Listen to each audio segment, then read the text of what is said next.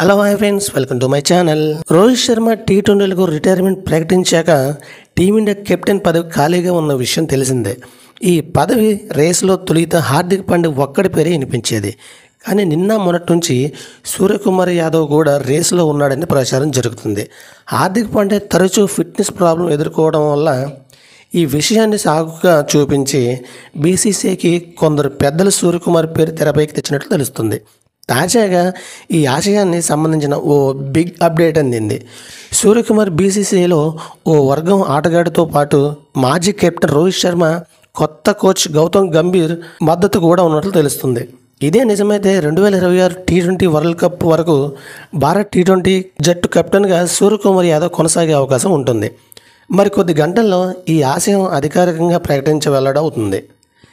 వాస్తవానికి శ్రీలంక పర్యటన కోసం భారత్ జట్టును ఇవాళ ప్రకటించాల్సి ఉంది. అయితే కొన్ని సమస్యల వల్ల సెలెక్టర్ల కమిటీ వాయిదా పడింది.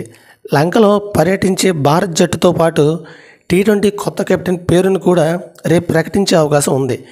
ఇది కాగా టీ20 వరల్డ్ కప్ విజయానంతరం రోహిత్ శర్మతో పాటు విరాట్ కోహ్లీ, రవీంద్ర జడే పోటీ ఫార్మాట్కు రిటైర్మెంట్ ప్రకటించిన విషయం తెలిసిందే. ఇదిలా ఉంటే భారత్ శ్రీలంక పర్యటన ఈ నెల 27 నుండి మొదలు కానుంది. ఈ పర్యటనలో తొలిత టీ20 సిరీస్లు జరగనున్నాయి.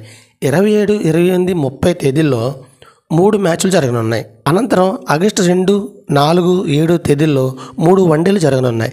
టీ20 సిరీస్ మొత్తం 10 వన్డే సిరీస్ కొలంబోలో జరగనున్నాయి. ఇది ఫ్రెండ్స్, వీడియోస్ లైక్ చేయండి, షేర్ చేయండి, తప్పకుండా మన ఛానల్ సబ్స్క్రైబ్ చేసుకోండి. Thank you watching my friends. Bye bye.